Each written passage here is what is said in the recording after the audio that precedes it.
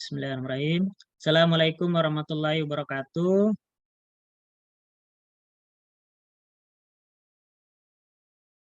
Waalaikumsalam warahmatullahi wabarakatuh. Dan selamat pagi menjelang siang pada semuanya. Baik, alhamdulillah di kesempatan siang hari ini kita bisa berjumpa kembali di mata kuliah dasar budidaya organisme berguna. Di kesempatan hari ini kita masuk di pertemuan yang kedua, dan ini saya gabung ya untuk 3 kelas karena materinya sama semua dan ini secara online. Jadi saya gunakan kesempatan ini dengan online dengan secara keseluruhan ya. Saya gabung dengan 3 kelas. Kenapa saya gabung? Karena dengan kita bisa menggabungkan dari 3 kelas itu, kemudian secara online ya, itu lebih efektif dibandingkan kalau terpisah ya. Nah, dan ini waktu kalian juga bisa semua ya untuk jam ini. Mudah-mudahan tidak ada yang terkendala ya terkait dengan jaringan. Nah, jadi saya harapkan semua diaktifkan videonya karena ini sudah menjadi aturan kita bersama ya sebagai bentuk keseriusan kalian dan adab ketika kita menuntut ilmu. Untuk di Siakat saya sudah buka di kelas A, kelas B, dan kelas C. Nanti di sesi berikutnya akan saya cek ya secara keseluruhan terkait dengan kehadirannya. Oke, untuk hari ini kita masuk di pertemuan kedua yang dimana kita akan membahas ya terkait dengan jenis-jenis serangga dan organisme berguna.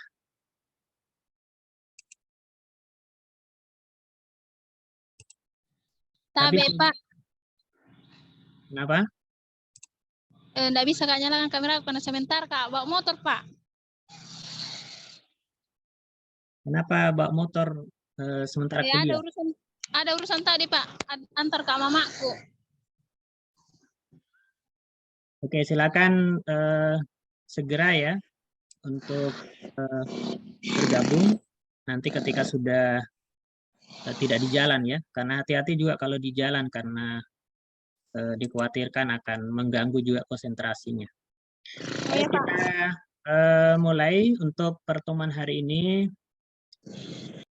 Kita akan membahas ya terkait dengan jenis-jenis serangga dan organisme berguna. Oke, di pertemuan sebelumnya kalian sudah mengetahui terkait dengan materi yang akan dibahas ya. Jadi mulai pertemuan kedua sampai ke-16 itu akan bisa dilihat ya secara keseluruhan poin-poin ataupun tema yang akan dibahas itu seperti apa. Terkait dengan RPS bisa kalian lihat di Siakat ataupun di Classroom. Jadi yang belum join di Telegram otomatis belum mengetahui link terkait dengan Classroom-nya ya, makanya yang belum join di Telegram di grup silakan join, dan setelah join silakan nanti join juga untuk di Classroom. Disitulah nanti akan saya bagikan terkait dengan informasi mengenai materi kuliah ataupun tugas-tugas yang akan saya berikan. Baik, di pertemuan hari ini kita akan lebih banyak ya terkait dengan pembahasan secara umum bagaimana peranan serangga bagi kehidupan manusia ataupun organisme bagi kehidupan manusia. Kalau dikatakan peranan ya, berarti kan di sini ada yang mungkin peranannya sebagai yang bersifat positif, ada yang bersifat negatif. Kalau di mata kuliah sebelumnya ya ataupun mata kuliah yang sudah kalian program di semester lalu itu adalah mata kuliah dasar-dasar pelindungan tanaman. Itu lebih banyak membahas terkait dengan organisme ataupun serangga yang peranannya sebagai hama ya ataupun yang merugikan. Sedangkan kalau di budidaya organisme berguna itu lebih cenderung kepada bagaimana serangga itu ataupun organisme itu menguntungkan bagi manusia. Nah, maka di sini dalam kehidupan kita ya manusia itu sebenarnya memiliki manfaat semua ya. Jadi tidak ada yang dikatakan tidak berguna. Itu dikatakan merugikan ya ataupun bisa dikatakan mungkin kurang bermanfaat karena merugikan kepentingan manusia. Nah, apakah dia peranannya sebagai hama ataupun peranannya sebagai vektor. Jadi kalau hama ini lebih cenderung kepada bagaimana manusia itu membudidayakan tanaman. Dalam ini adalah bidang pertanian. Nah, jadi selama ada kepentingan manusia, nah dalam hal ini ada mengganggu ya baik itu secara biologis ya ataupun secara ekonomi ya maka itu dikategorikan sebagai hama ataupun organisme yang mengganggu tanaman. Atau juga sebagai vektor.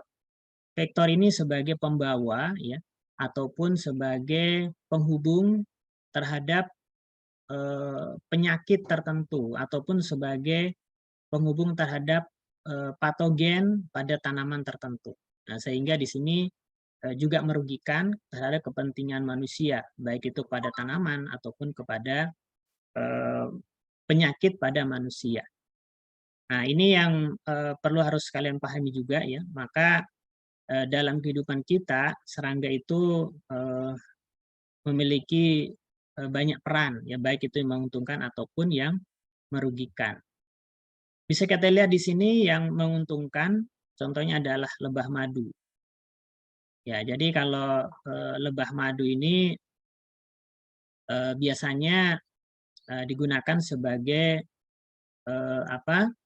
Ya, sebagai minuman untuk kesehatan ya, ataupun dalam bidang makanan ataupun kesehatan itu sangat sangat banyak digunakan karena mengandung beragam kandungan yang di situ dibutuhkan oleh tubuh ya, ataupun bisa juga sebagai sumber energi ya. Dan dari lebah madu ini banyak menghasilkan, ada namanya royal jelly, kemudian ada semacam apa malem ya atau propolis ya. Nah, sehingga di sini banyak manfaatnya ya ataupun banyak kegunaannya. Kemudian ada juga ulat sutra. Ini dari kelompok Lepidoptera, nama ilmiahnya adalah Bombik mori. Nah, ini menghasilkan benang sutra. Nah, berarti kalau benang sutra di sini digunakan sebagai bahan untuk pakaian. Nah, dan ini juga sudah banyak ya dikembangkan dan dari segi ekonomi itu sangat menguntungkan. Kemudian ada juga treungalin ya dari kelompok Coleoptera, ini bisa membantu proses penyerbukan. Ada juga rayap ya ataupun belalang, jangkrik itu sebagai serangga untuk konsumsi. Oke, sebelum saya lanjut ya, dari beberapa contoh serangga tadi, kira-kira masih ada lagi yang peranan dari serangga dalam kehidupan ini? Mungkin ada yang bisa memberikan contoh atau mungkin pengalamannya.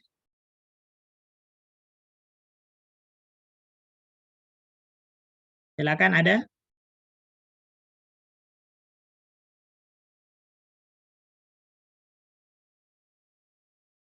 Oke, silakan Asmiranda.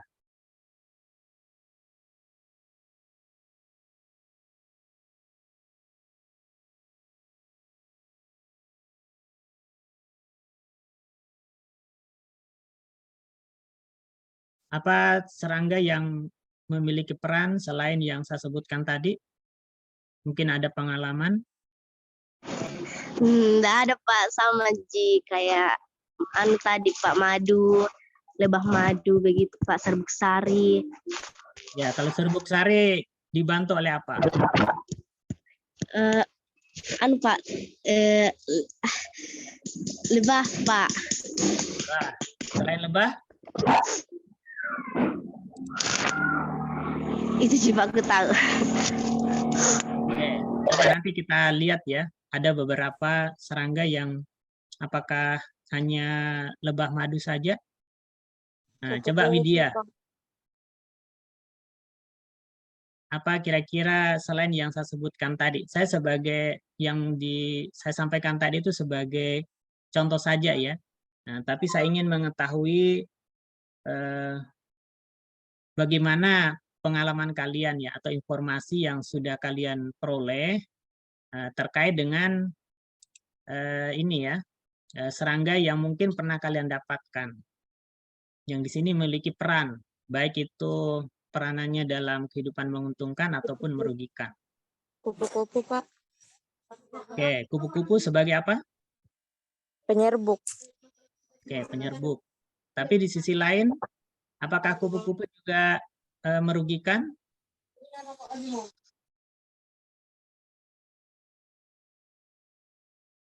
Bagaimana?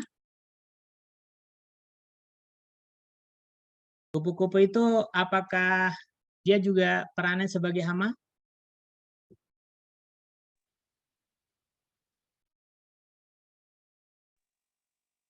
Nah, coba siapa ini tadi, Elvina.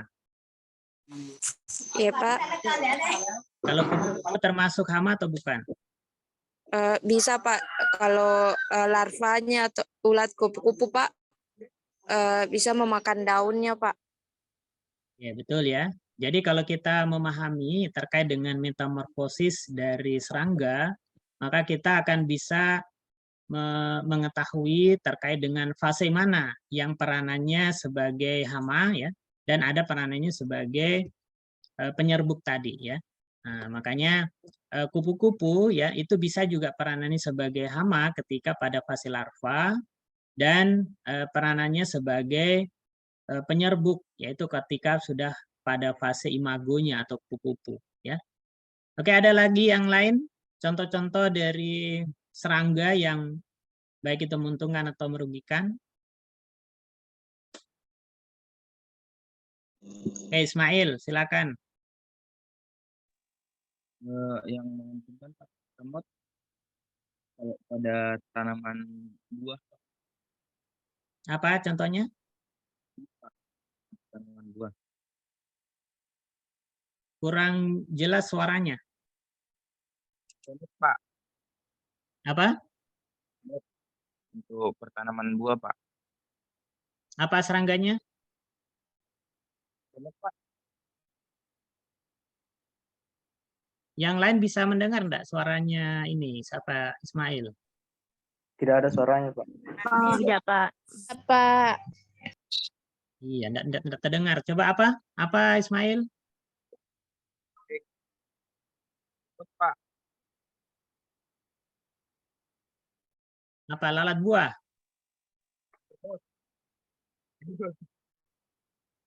Semut. Oke. Nanti silakan kalian mencari ya terkait dengan beberapa contoh yang di mana ini sebenarnya saya sudah sampaikan di pertemuan yang lalu ya, bahwa kalian itu harus mencari referensi ya terkait dengan materi yang akan kita bahas di pertemuan hari ini ya. Oke, baik, saya lanjut dulu ya untuk materinya supaya nanti kalian bisa mencari sendiri ya terkait dengan beberapa contoh tersebut. Oke, terkait dengan serangga yang merugikan, ya di sini ada beberapa yang dikategorikan sebagai hama, karena ini merugikan pada kondisi tertentu, ya. Nah, jadi contohnya rayap ya. Nah, rayap ini merugikan ketika merusak pada bahan-bahan yang kita gunakan ya. Ya, contohnya itu adalah meja ya, ataupun kursi ataupun lemari yang terbuat dari kayu ya, itu dimakan oleh rayap ya. Nah, itu merugikan ya. Nah, kenapa merugikan ya? Karena di sini akan merusak ya, ataupun mungkin bangunan itu akan merugikan. Tapi di sisi lain ternyata rayap itu sangat besar pengaruhnya dalam proses untuk pelapukan ya, atau mengurai bahan-bahan organik. Nah, jadi kalau tidak ada rayap ya, maka barang-barang yang sudah lapuk ataupun sudah rusak ya, itu tidak akan bisa habis ya, karena ada selulosa yang sangat susah ya untuk hancur begitu ya. Makanya dengan adanya bantuan rayap ini, maka bahan-bahan yang keras tadi itu bisa hancur ya. Nah, makanya di sini pada kondisi tertentu memang ada yang merugikan, dan pada kondisi tertentu itu juga bisa bermanfaat ataupun berguna. Oke, untuk yang merugikan ya pada bidang pertanian ini ada contoh dari beberapa wereng ya. Biasanya pada tanaman padi ada wereng coklat, wereng hijau, wereng loreng, ataupun walang sangit. Nah, ini biasanya akan merusak ya secara ekologi atau secara ekonomi ya, ataupun merugikan secara ekonomi. Nah, karena dengan adanya serangan hama ini, maka produksi ataupun hasil pertanian itu akan menurun. Nah, makanya ini dikategorikan sebagai hama ya, karena merugikan dari segi ekonomi pada bidang pertanian. Kemudian ada juga sebagai vektor. Nah, vektor ini sebagai penghubung ya, ataupun perantara terkait dengan penyakit. Nah, penyakit tertentu, baik itu pada manusia ataupun pada hewan ya, ataupun pada tanaman. Nah, makanya di sini ada beberapa memang yang peranannya sebagai vektor penyakit pada manusia ya. Contoh di sini ada lalat rumah ya. Nah, ini biasanya akan menjadi perantara vektor demam berdarah ya. Kemudian ada penyakit tipes, kemudian disentri ataupun kolera.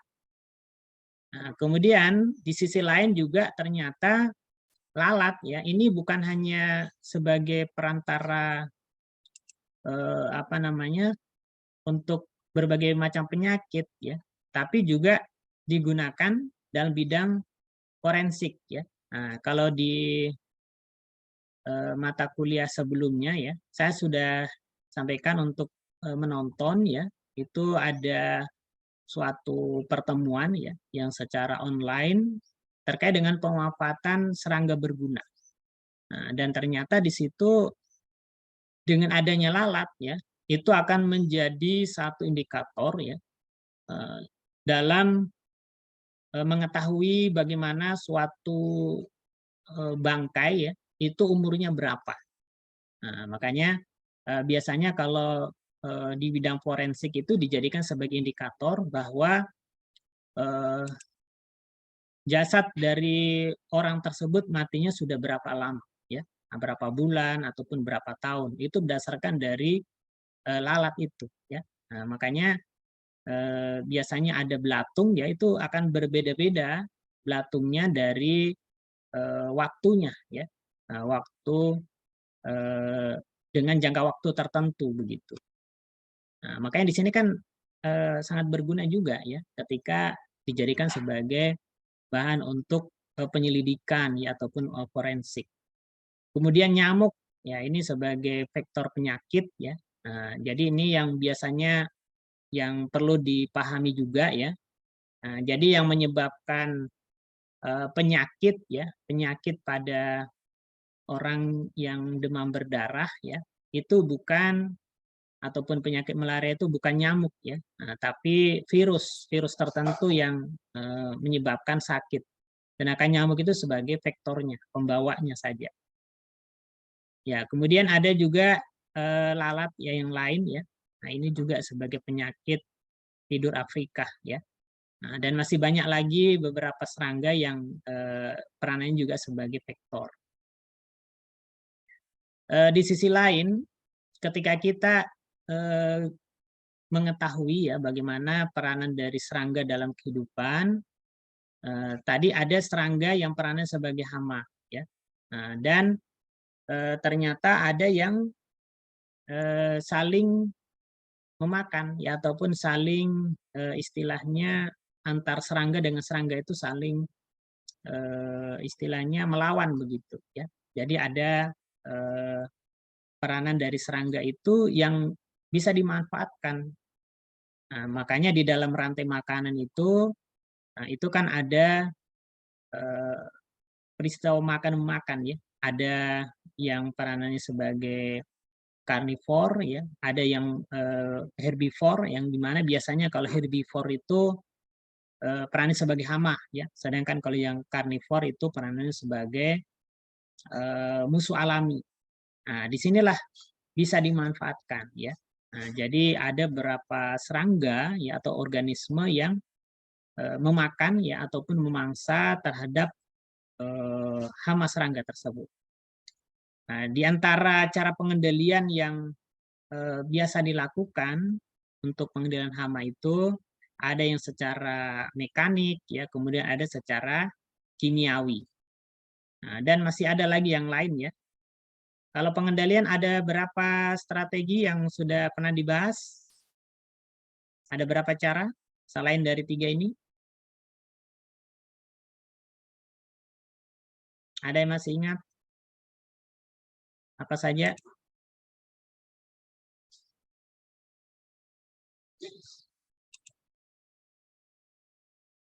Bagaimana Siti Fatma? Ada berapa jenis ataupun berapa cara untuk pengendalian hama selain dari 3 ini?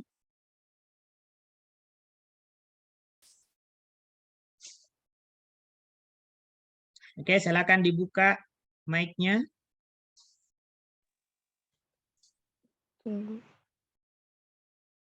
Yang pertama mekanik, biologi, kimia, apa lagi?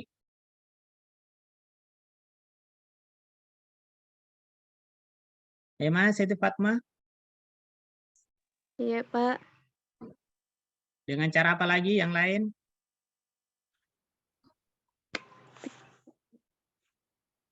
Nah, ini tidak ambil mata kuliah dasar-dasar perlindungan tanaman? Gua ambil, Pak. Nah, jangan sampai belum lulus ya.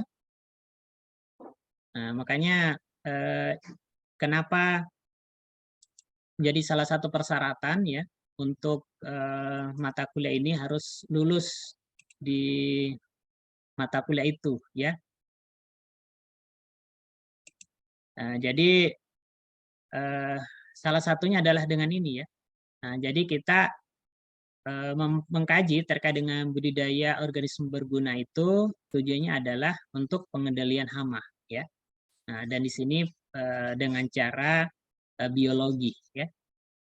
Coba silakan ada yang masih ingat apa saja cara pengendalian yang bisa dilakukan selain dari 3 tadi?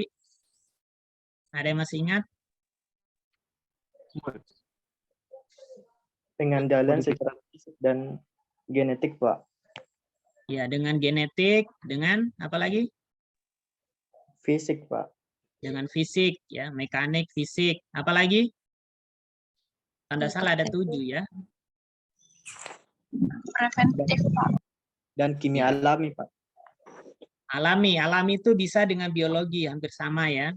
Alami itu hayati atau biologi ya, ataupun nabati itu biologi ya. Nah, ada yang satu lagi apa? Pengendalian terpadu, Pak. Preventif, Pak. Preventif itu pencegahan ya. Nah, jadi secara umum itu kan pengendalian ada preventif, pencegahan, ada namanya kuratif, mengobati ketika sudah ada serangan, ya. Nah, sedangkan kalau apa tadi Darmansa? Terpadu. Nah, kalau terpadu itu menggabungkan dari beberapa sistem itu caranya, ya. Nah, dari 7 ya. Nah, sebenarnya 7 cara. Nah, itu namanya secara terpadu, ya. Makanya ada istilahnya PHT, ya, pengendalian hama terpadu.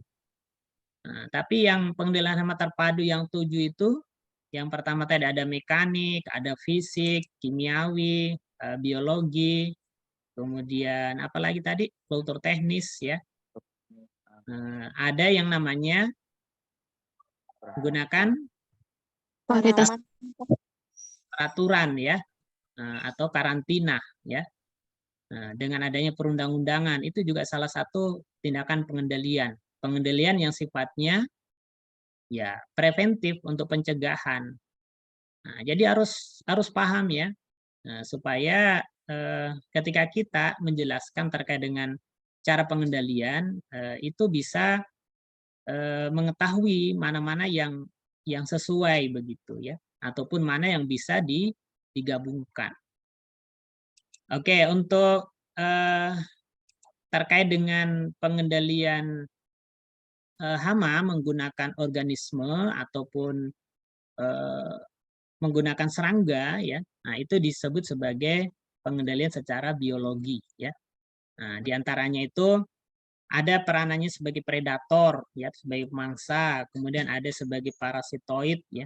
Nah, ini memarasit serangga lain. Kemudian menggunakan mikroba, bakteri, ya, ada dari kelompok jamur atau cendawan, dari kelompok virus, ada juga dari kelompok nematoda. Nah, jadi dari cara pengendalian biologi saja itu sangat banyak, ya. Nah, banyak bisa kita lakukan. Nah, dan ini menjadi salah satu tren yang sekarang dikembangkan, ya, terutama kalau bidang untuk penelitian juga, ya. Nah, itu bisa digunakan. Jadi ini menggunakan mikroba, ya, atau organisme hidup. Ya, jadi kalau untuk yang nabati, ya, menggunakan bahan tumbuhan ataupun tanaman, ya, itu juga bisa, ya. Nah, itu biasa disebut dengan menggunakan pestisida, ya. Ada pestisida nabati, ada yang kimiawi. Oke, untuk pendekatan fisik atau mekanik, ya. Nah, itu dengan cara penangkapan secara langsung, ya, dikumpul kemudian dimatikan. Nah, ini untuk yang cara yang pertama tadi. Sedangkan kalau kimiawi, nah itu contohnya dengan insektisida, ya. Jadi membunuh serangga dengan menggunakan bahan-bahan kimia. Nah, sehingga ini bisa mengendalikan populasi dari serangga hama. Nah, tapi perlu harus kalian ketahui juga, ya, kalian pahami bahwa dalam pengendalian kimiawi ini, ya, dalam konsep PHT, pengendalian hama terpadu itu sebagai tahap akhir, ya, ketika cara yang lain itu tidak bisa dilakukan, ya, ataupun istilahnya bisa dikombinasi ataupun digabungkan, ya. Nah, dan disinilah yang anjurannya biasanya kita menggunakan pertanian yang ramah lingkungan dan berkelanjutan itu adalah dengan menggunakan pendekatan biologi, ya. Itu penggunaan musuh alami. Apakah nanti perannya juga sebagai predator, parasitoid, menggunakan bakteri, kemudian ada jamur, ya, atau cendawan, ataupun dari kelompok patogen tertentu. Ya, kemudian bagaimana peranan mikroorganisme? Kalau peranan positif, ya, nah ini bisa menguntungkan bagi manusia, hewan, dan tumbuhan. Selain itu juga aman terhadap pangan, ya. Jadi ketika kita menggunakan yang bahan-bahan organik ini, ya, ataupun bahan yang dari mikroba, organisme yang hidup ini, itu lebih aman ketika kita konsumsi. Nah, sehingga ini juga akan membantu terhadap kesuburan tanah, ya, ataupun keseimbangan ekosistem. Dampak negatifnya ketika ini tidak digunakan, maka ini bisa mencemari bahan pangan, ya, menyebabkan penyakit, Nah, ini contohnya kalau kita tidak menggunakan dari mikroorganisme ini ya. Nah, makanya dari segi negatifnya ya kita tidak memanfaatkan sumber daya yang ada ya, ataupun organisme yang memang sebenarnya di alam itu sudah ada begitu ya. Nah, makanya ketika kita membuka kitab suci ya, nah, kalau di umat Islam ya itu sangat sangat jelas ya, semua makhluk yang diciptakan oleh Sang Pencipta Al-Khaliq ya itu memiliki peran dan fungsi masing-masing. Nah, contohnya yang paling sederhana itu apa? Nyamuk ya. Nyamuk itu sebenarnya apa sih peranannya dalam kehidupan? Kan ada hanya menggigit orang saja ya, atau bukan menggigit ya, ya mengisap ya, nah, mengisap darah manusia ya. Tapi dalam kehidupan itu apa? Ya ternyata di dalam kalau umat Islam ya di dalam Al-Quran itu menjelaskan ya semua yang berjalan di muka bumi ini ya, nah, itu sesungguhnya adalah sesuatu bukti ya bahwa tanda-tanda bagaimana keagungan dari Maha yang kuasa ya. Nah, itu sebagai tanda bahwa contohnya nyamuk itu ya, nyamuk yang hewan kecil saja itu ternyata bagi hewan lain itu sangat berguna ya. Nah, contohnya adalah cicak ya. Nah, jadi ternyata nyamuk itu sebagai makanan dari cicak begitu ya. Nah, selain itu kalau dari segi ekonomi ya, nah, ternyata kalau adanya nyamuk itu, nah, orang itu akan bisa mendapatkan rezeki juga ya. Contohnya dengan menjual apa? Apa yang dijual kalau ada nyamuk?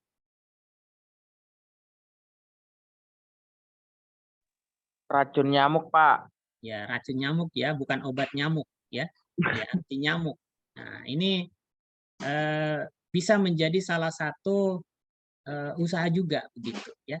Jadi semuanya ketika kita kembalikan kepada Sang Pencipta, kemudian kembalikan kepada yang positif ya, pasti akan ada gunanya semua. Dan itu sebagai pembuktian ya bagaimana kemahabesaran Sang Pencipta itu ya. Nah, contohnya lalat juga ya. Nah, ketika kita mempelajari lalat ya, ternyata lalat itu luar biasa ya. Nah, kemudian dari hasil penelitian ya, itu ternyata sayap lalat ya. Nah, itu kan ketika dimasukkan katanya pokoknya di minuman ya. Nah, itu akan ada racunnya ya. Tapi ketika dicelupkan kembali dengan sayap sebelahnya, nah, itu ada penetralnya begitu ya. Nah, dan itu terbukti ya berdasarkan hasil penelitian. Nah, jadi kesimpulannya ketika sesuatu yang diciptakan oleh Sang Pencipta itu yang dianggap remeh ya.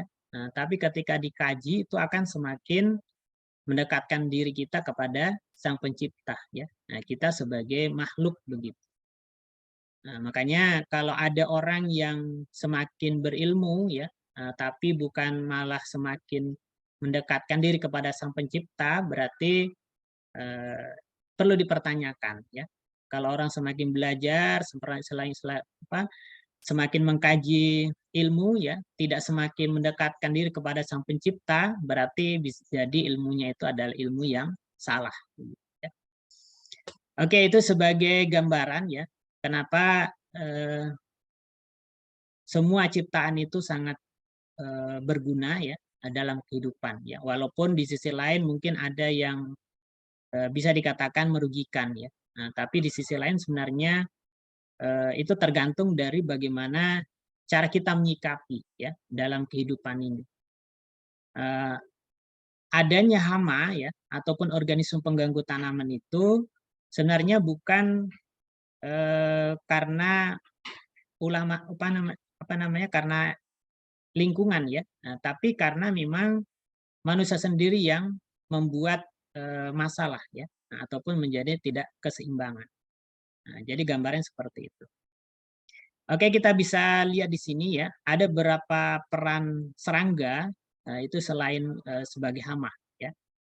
Kalau di mata kuliah dasar-dasar perlindungan tanaman, kita lebih banyak membahas terkait dengan serangga yang merugikan atau sebagai hama, sedangkan kalau BOB itu lebih banyak yang menguntungkan. Nah, ini beberapa serangga yang merugikan, menguntungkan ya, bukan perannya sebagai hama. Walaupun tadi kupu-kupu ini kalau pada fase larvanya merugikan ya, tapi ketika sudah imago, ini menguntungkan. Oke, kemudian ada lebah madu ya. Nah, kemudian kalau ini apa? Yang ada warna merah, apa namanya ini? Ladybug, Pak. Ladybug. Apa itu ladybug? Kepik kayaknya deh, Pak. Ya, kepik ya, atau coccinilla. Apa peranannya nih? Kalau ini kupu-kupu tadi sebagai penyerbuk ya. Kalau ini juga penyerbuk, selain itu juga menghasilkan madu ya, atau bahan-bahan yang berguna untuk kesehatan ya. Sedangkan kalau ini fungsinya untuk apa?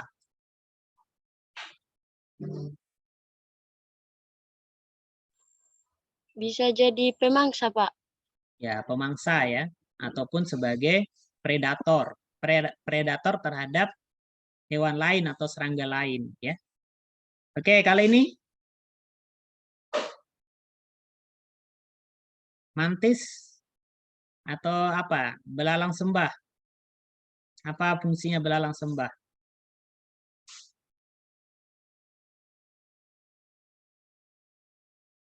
Apa fungsinya? Predator juga, Pak. Ya, predator ya. Ya, pemangsa serangga lain ya. Kalau ini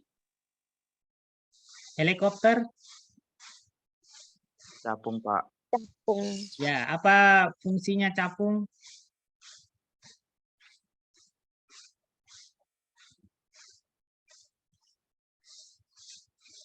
Apa kira-kira? Predator juga, Pak. Predator. Pemangsa apa? Pemangsa hama, Pak. Hama apa yang dimangsa? Nah, Ulat, itu Pak. ulat, betul ulat. Nah, nanti untuk membuktikan semuanya ini ya, apakah ini peranannya sebagai predator, apakah peranannya sebagai polinator ya, ataupun peranannya sebagai mungkin parasitoid ya, ataupun sebagai perannya dalam kehidupan yang lain ya. Nah, contohnya mungkin sebagai bioindikator dan sebagainya. Kalian nanti harus mencari referensi ya, supaya lebih memahami secara mendalam ya. Oke, ini saya berikan gambaran ya secara umum ya. Contoh dari serangga polinator. Nah, jadi polinator itu artinya serangga yang peranannya sebagai penyerbuk ya, membantu proses penyerbukan bagi tumbuhan ataupun tanaman ya, terutama untuk tumbuhan atau tanaman yang berbunga. Dan di sini ada beberapa kelompok ya, dari kelompok Hymenoptera, kemudian ada juga dari kelompok Lepidoptera ya. Nah, kalau Lepidoptera itu kupu-kupu ya, kalau Hymenoptera itu kelompok dari lebah ya ataupun tawon. Oke, selanjutnya ada peranannya sebagai dekomposer.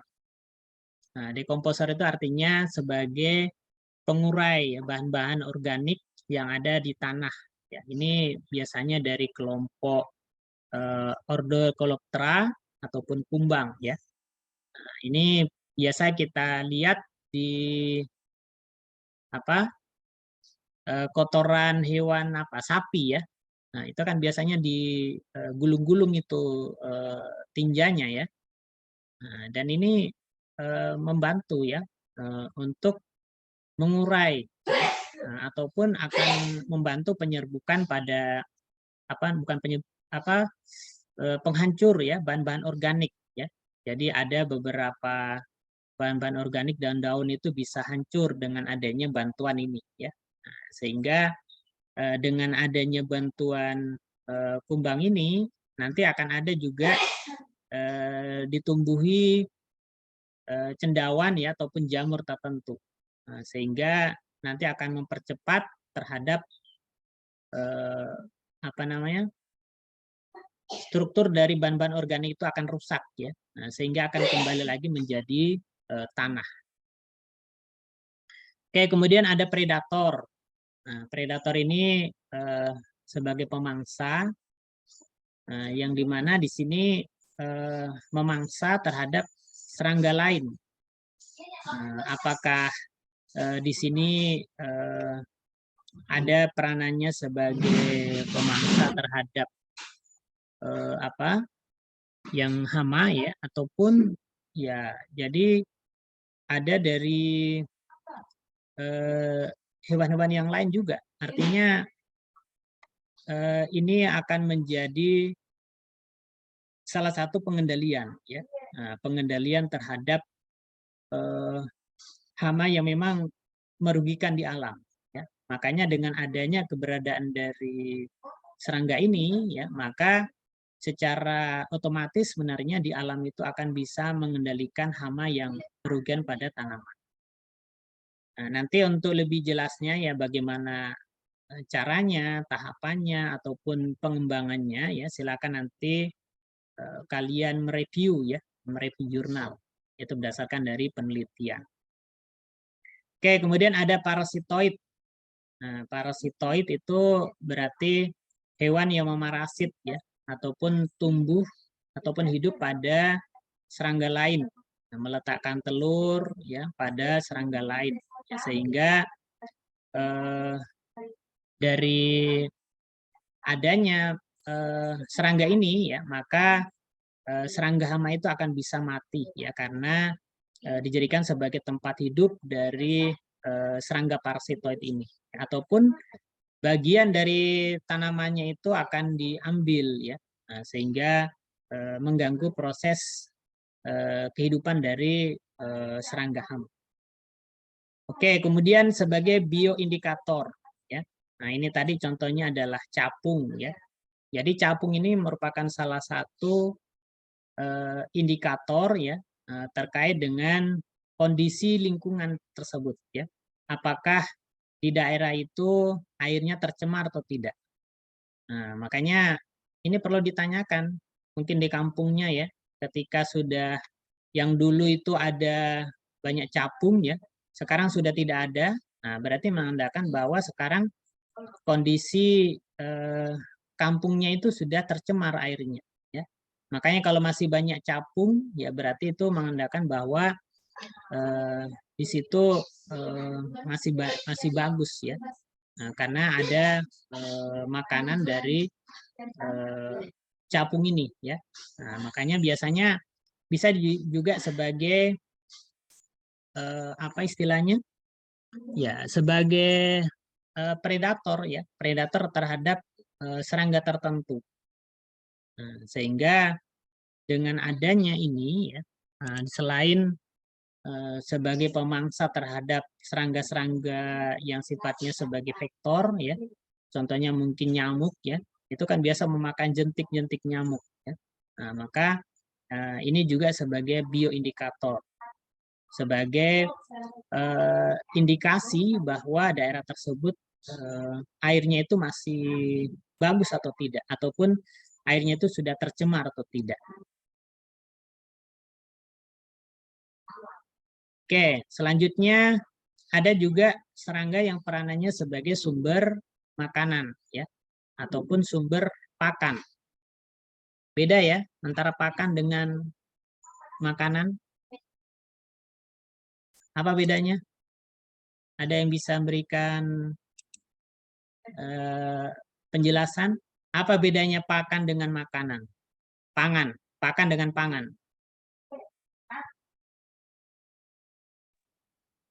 Saya, Pak.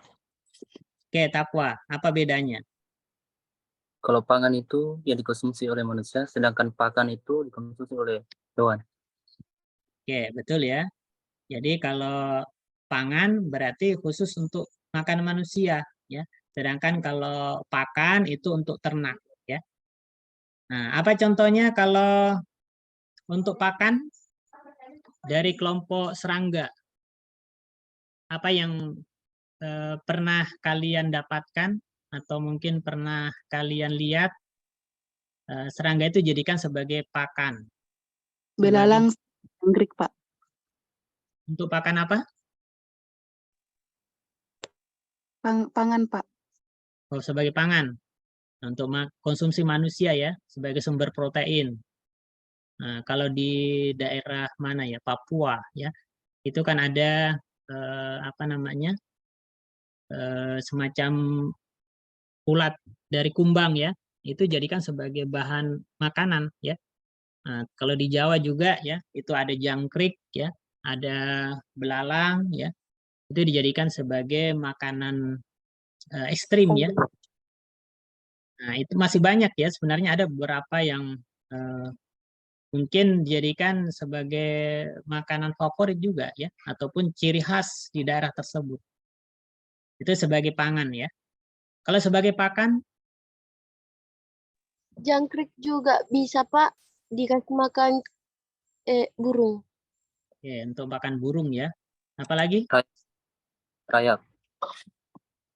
Rayap. Rayap untuk apa? Biasa untuk ternak juga, Pak. Seperti ayam. Ayam. Kalau untuk pakan ikan, apa biasanya? Cacing, Pak. Ulat. Oke, cacing. Cacing kan bukan serangga ya. Kita bahas serangga dulu ya. Ulat, Pak. Ya, ulat apa? Banyak ulat ya. Nah, Itu ulat yang biasa ada di daun pisang, Pak. oke, itu biasanya untuk umpan pancing ya. Nah, itu Siap. juga bisa. Kalau begitu berarti bisa dikembangkan itu. Jadi kan sebenarnya kita budidaya. Budidaya itu kan berarti mengembangkan, membudidayakan ya. Nah, yang bisa dibudidayakan atau dikembangkan, contohnya tadi ada jangkrik ya. Nah, kemudian apa lagi? Tapi kalau dibudidayakan jangkrik itu lebih cenderung untuk pakan ternak ya. Atau mungkin pakan ikan ya. Ada lagi yang lain? Apa? Yang kalian Ulat tahu? tanah, Pak, namakan ayam. Apa? Ulat tanah yang warna putih. Biasanya kalau kelebihan pupuk kandang tanaman, biasanya di situ banyak, Pak, ulat tanah. Oke, ada ulat tanah ya. Nah, dan masih banyak lagi ya sebenarnya ya. Ada yang pernah dengar maggot atau BSF, lala tentara?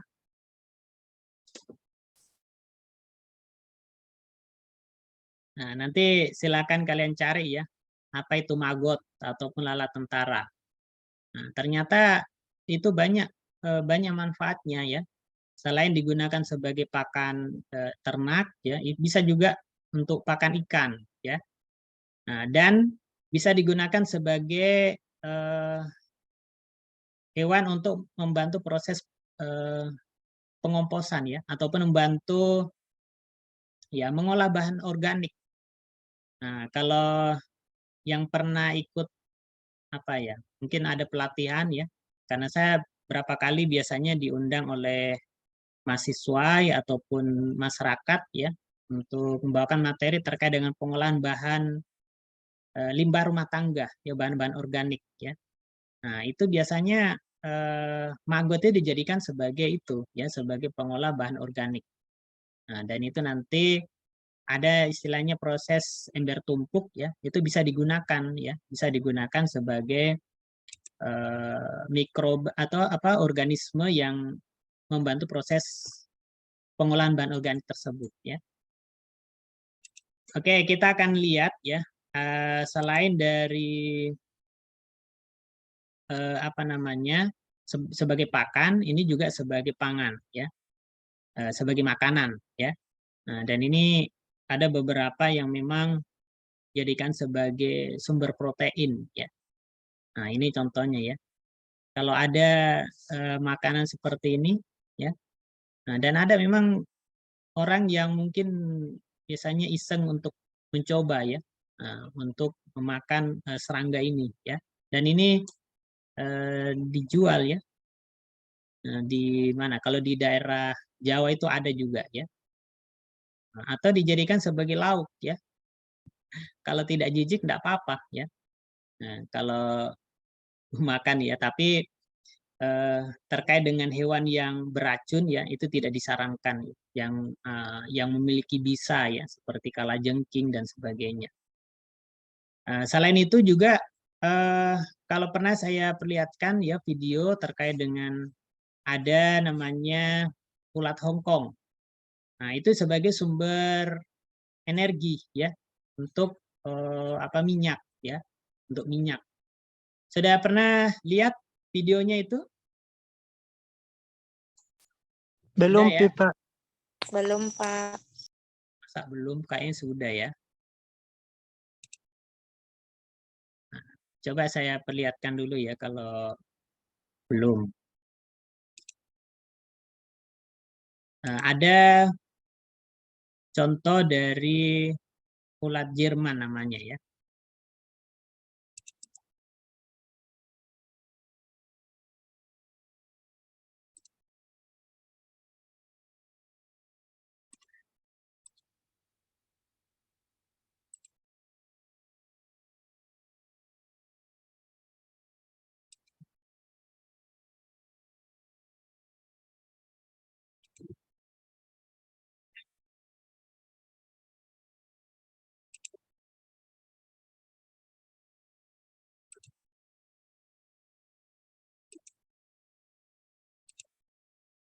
Gimana, sudah muncul? Belum, Pak. Iya, Pak. Betul.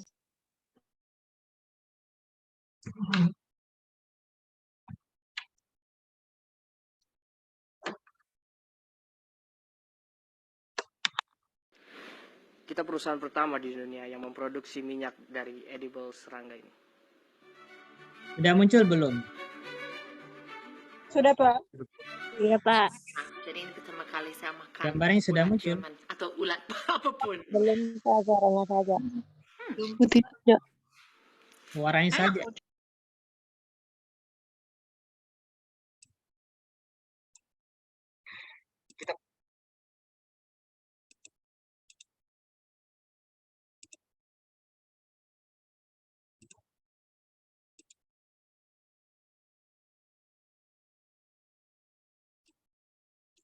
Bagaimana, sudah muncul? Ya, Pak. Kita perusahaan pertama di dunia yang memproduksi Suaranya ada? minyak dari edible serangga ini. Ada, Pak.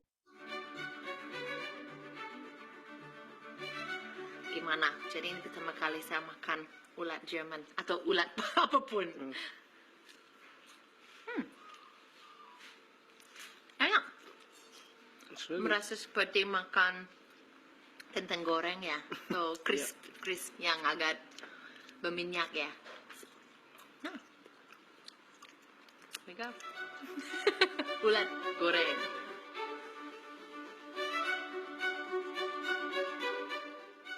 Pertama-tama ulatnya kita matikan, kemudian kita keringkan, lalu setelah itu kita hancurkan. Setelah serangga ini dihancurkan, kita masukkan ke dalam mesin ekstraktor, di mana kita dapatkan minyak mentah dan kemudian kita murnikan melalui beberapa proses lagi. Setelah itu kita dapatkan minyak goreng yang bisa dikonsumsi.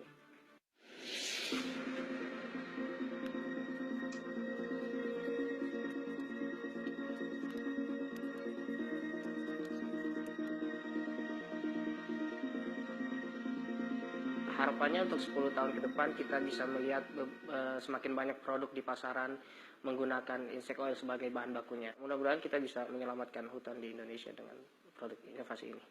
Dan ini produk salah satu terakhir dari minyak ulat Jerman, dan ini mentega. Saya akan coba. Nggak ada bedanya kan? Enggak ada, enak sekali, creamy. Pasti orang kalau nggak dikasih tahu tidak tahu mereka makan ulat Jerman. Bagaimana? Ada yang memakan ulat? Kalau kalian mungkin makan roti ya, kemudian ada atau apa yang ada menteganya ya. Nah, bisa saja menteganya itu dari ulat Jerman tadi ya. Nah, kalian kalau tidak ditanya ya atau tidak diinformasikan merasa enak saja ya. Nah, jijik ketika tahu bahwa ini ternyata dari ulat ya. Nah, dan ternyata banyak kegunaan selain bisa dijadikan sebagai mentega, bisa menjadi minyak goreng. Nah, bisa pengganti minyak sawit ya. Nah, dan masih banyak lagi ya contoh-contoh dari bagaimana penggunaan dari serangga ini dalam kehidupan ya. Apakah digunakan sebagai apa? Tadi ada pangan, pakan, ada industri ya. Ada mungkin sebagai kesenian ya. Kalau untuk kesenian apa kira-kira? Contohnya Kupu-kupu. Kumbang, Pak. ya kupu-kupu, kumbang ya yang biasa diawetkan dan ternyata itu ketika diawetkan ya, nah itu banyak yang diekspor ya, nah diekspor ke luar negeri. Nah, dan ini banyak kupu-kupu yang ada di negara kita itu sudah dijadikan sebagai barang koleksi oleh negara luar ya, dan itu memiliki harga yang sangat fantastis juga ya. Oke, itu sebagai gambaran terkait dengan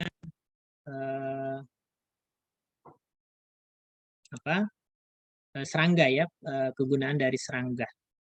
Nah, selanjutnya bagaimana mikroba ya. Nah, jadi kita juga akan menggunakan membudidayakan mikroba yang di sini dijadikan sebagai pengendali terhadap patogen tumbuhan ya. Apalagi namanya apa pengertian dari patogen? Apalagi istilahnya patogen? Ada yang masih ingat? Ada yang masih ingat apa itu patogen?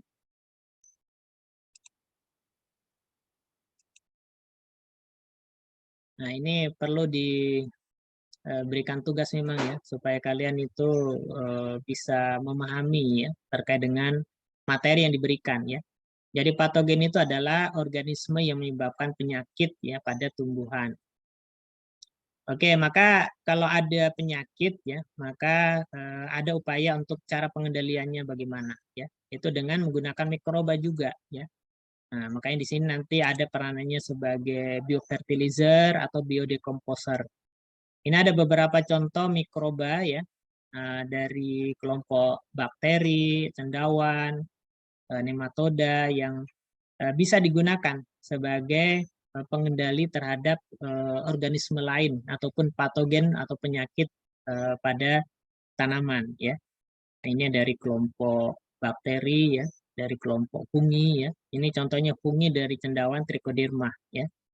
Ya ini nanti yang bisa kita praktikumkan ya terkait dengan bagaimana cara penggunaan Trichoderma.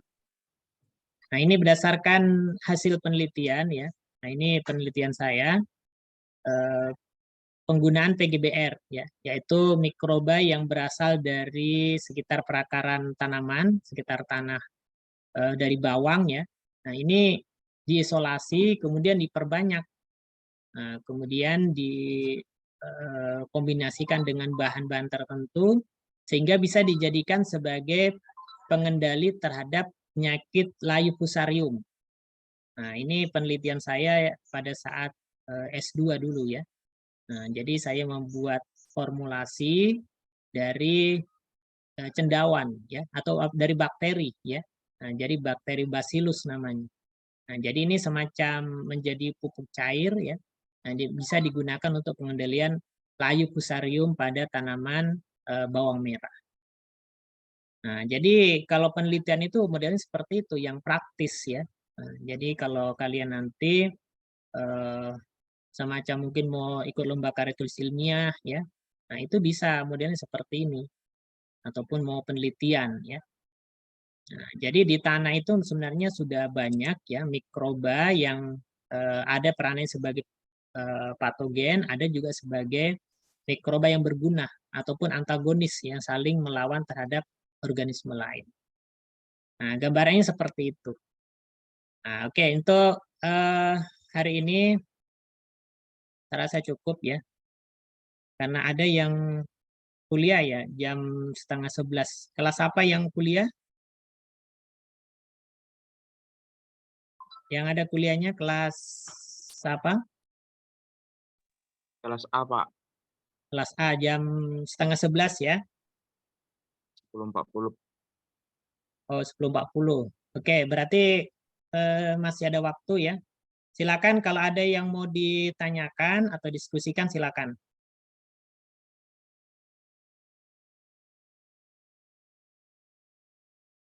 Ada?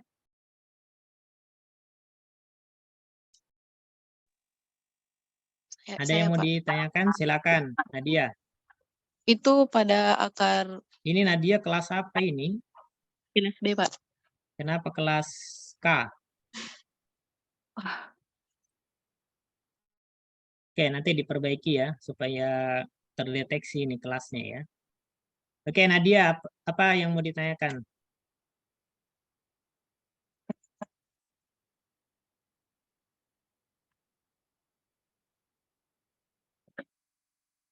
Oke, silakan.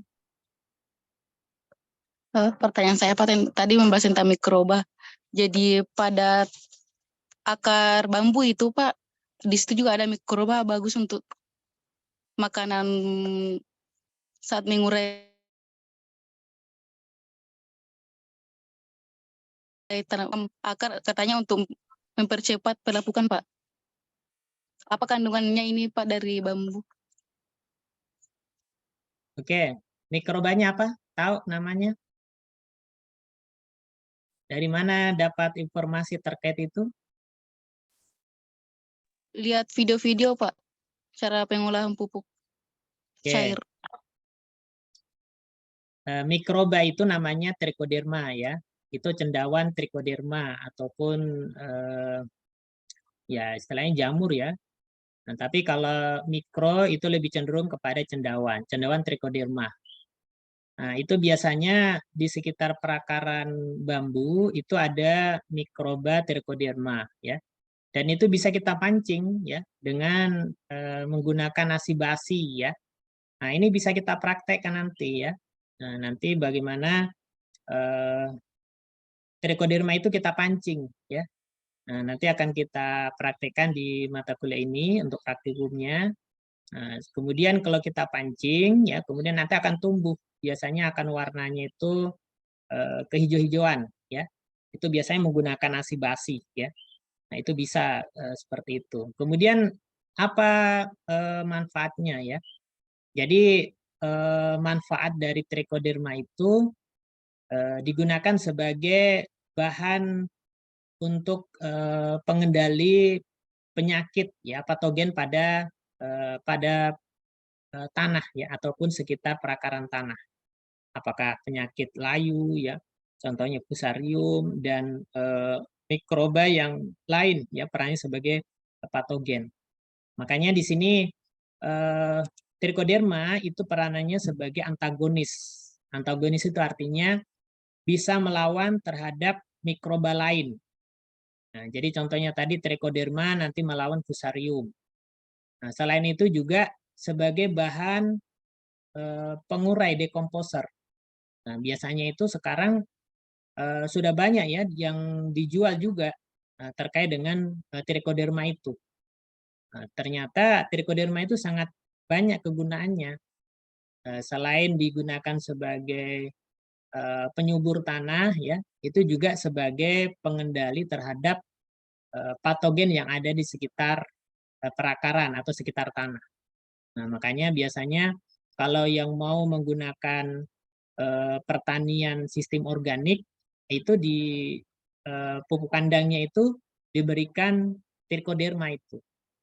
Nah, karena dengan adanya trichoderma sama halnya mengantisipasi ya tindakan preventif supaya tidak ada mikroba rhizosper yang perannya sebagai patogen ataupun mikroba patogen sekitar perakaran gitu, ya. Jadi gambarannya seperti itu, ya.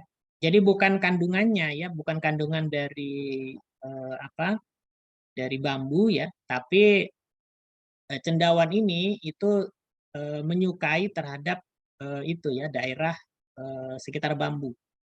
Makanya biasanya kalau kita mau mancing trichoderma, nah itu mengambil tanah ya, tanah di sekitar perakaran bambu dan daun-daun yang sudah menguning ya ataupun sudah tua ya. Nah, kemudian kita ambil, setelah itu kita buat nasi ya, nasi yang sudah basi itu disimpan di atas tanah dan daun bambu tadi. Nah, itu bisa kita praktekkan nanti ya. Oke, bagaimana dia? Sudah paham ya? Iya, Pak. Makasih. Ya, itu banyak juga di video ataupun di jurnal-jurnal penelitian ya terkait dengan itu. Oke, masih ada lagi yang mau ditanyakan? Muhammad Alwi? Saya Pak, bisa Pak? Ya, asal Bukafi dulu. Iya, silakan. Atau Alwi ada yang mau ditanyakan, Kak? Tidak Pak, mungkin tidak ada Pak. Oke. Asal Bukafi, silakan. Saya mau bertanya Pak, yang pas kemarin mau semai cabai Pak, itu di tanahnya ada kayak, apakah itu yang kayak kerang-kerang kecil? Nah, pernah juga saya lihat di postingan Pak, katanya itu bisa memakan benih-benih yang disemai. Terus saya baca komennya, katanya itu tidak. Ada juga yang bilang itu tidak berpengaruh sama tanaman yang disemai. Jadi, apakah hewan ini Pak bisa mengganggu tanaman yang disemai? Hewan apakah itu? Kurang tahu juga itu kayak kerang-kerang Pak, kecil sekali itu bentuknya. Makanya saya juga tidak tahu yang bagaimana kerang-kerangnya, yang bagaimana, di mana tempatnya. Bukankah apakah siput atau apa? Nah, itu saya juga tidak bisa menjawab karena saya tidak tahu yang bagaimana modelnya. Kalau kayak kerang-kerang yang bagaimana? Sekarang kecil sekali, Pak. Ya, kecil sekali Pak. 3 senti, Pak. Tidak cukup 1 senti. Kayak warna kuning-kuning ujungnya, Pak. Oke, yang menjadi pertanyaan apakah itu menyerang atau tidak? Ya Pak. Nah, Di tanaman menyerang. ya, perlu diamati di situ. Pada saat menyemai, apakah yang kerang-kerang itu menyerang atau tidak? Bagaimana yang disemai, apakah ada bekas serangannya? Atau mungkin layu? Untuk kan saya semai Pak kayak dalam sebuah wadah. Ada beberapa yang semaian tidak tumbuh Pak, tapi ada juga beberapa yang bisa tumbuh. Oke, yang jadi pertanyaan, yang tidak tumbuh itu karena diserang oleh kerang-kerang tadi atau memang benihnya mungkin yang tidak bagus? Kurang paham juga Pak, karena itu yang tidak tumbuh memang pas saya bongkar kembalian nih Pak, itu benihnya itu hilang Pak, tidak ada. Hilang. Ya, bisa jadi mungkin dimakan oleh itu ya, kerang-kerang tadi ya. Nah, makanya saya juga tidak tahu pasti terkait dengan kondisinya seperti apa ya. Nah, kerang-kerangnya seperti apa modelnya ya. Makanya itulah pentingnya juga kita mengamati ya. Nah, bisa saja mungkin kalau disimpan di bawah ya kan biasa menyemai langsung di tanah ya. Nah, bisa saja mungkin ada yang memakannya itu ya. Biasa semut juga ada ya. Biasanya semut atau mungkin tikus juga ya. Nah, itu berapa kali kalau di greenhouse itu ya. Biasanya kalau banyak barang-barang disimpan ya di dalam greenhouse, itu biasanya ada tikus kecil itu. Nah, biasanya kalau menyemai nanti banyak yang diambil itu benihnya ya, terutama kalau semacam mentimun ya ataupun yang agak besar itu ya. biasanya habis itu. Nah, dan ternyata memang dimakan oleh tikus karena ada bekasnya di situ. Nah, jadi untuk membuktikan apakah itu termasuk hamanya atau bukan ya. Nah, jadi harus ada apa buktinya seperti bekasnya ya. Nah, atau mungkin itu memang apa namanya? Ya, mungkin sudah makan begitu ya. Nah, makanya saya juga tidak bisa menyimpulkan apakah itu yang makan atau tidak. Nah, karena saya tidak bukan apa namanya? Tidak memiliki indera keenam ya untuk mengetahui itu ya. Nah, untuk mengetahuinya ya silakan diamati apakah ini yang makan atau tidak begitu ya. Oke, untuk jawabannya memang tidak bisa pasti ya karena memang saya tidak tahu pasti bagaimana kondisinya ya. Oke, ada lagi? Satu lagi kalau ada.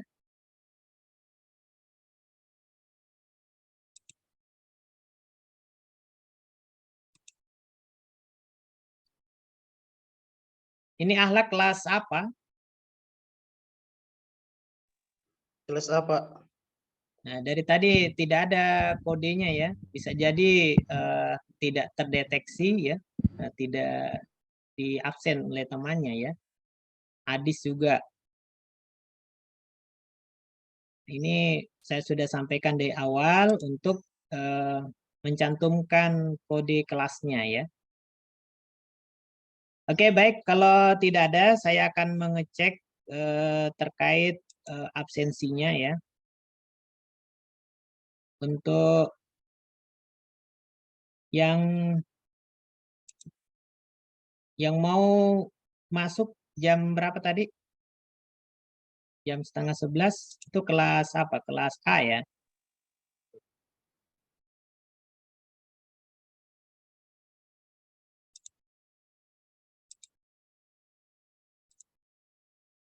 Di mana kelas A sudah di absen? Sudah, Pak.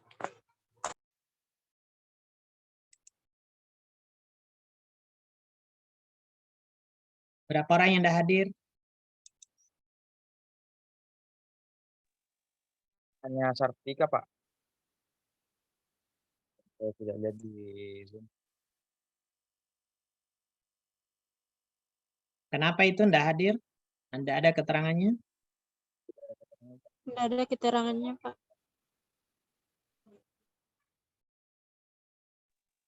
Oke, jaringannya kurang bagus ya. Muhammad Darmansyah. Darmansyah, Muhammad Alwi. Ini yang belum absen semua ini. Muhammad Alwi hadir, Pak. Hadir juga Darmansyah, Pak. Sartika, Nurwadila,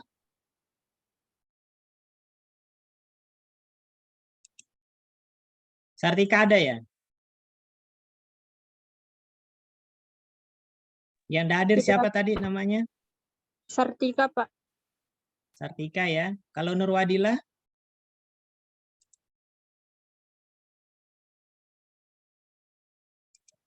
Nurwadila hadir? Mana tidak ada suaranya?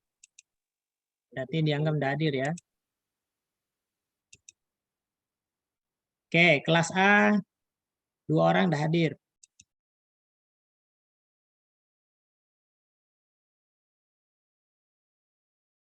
Oke, selanjutnya kelas B. Oke, nanti saya akan cek kembali ya. Untuk kelas B berapa orang yang hadir?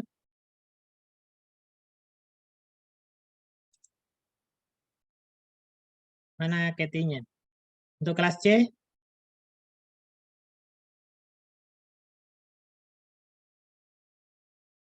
Berapa orang yang tidak hadir kelas C?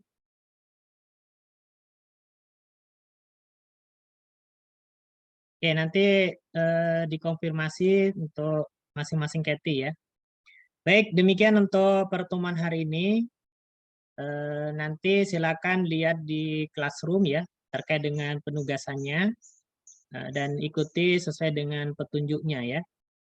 Baik, demikian pertemuan hari ini, kurang lebih mohon dimaafkan, dan saya akhiri. Assalamualaikum warahmatullahi wabarakatuh. Waalaikumsalam warahmatullahi wabarakatuh. Waalaikumsalam.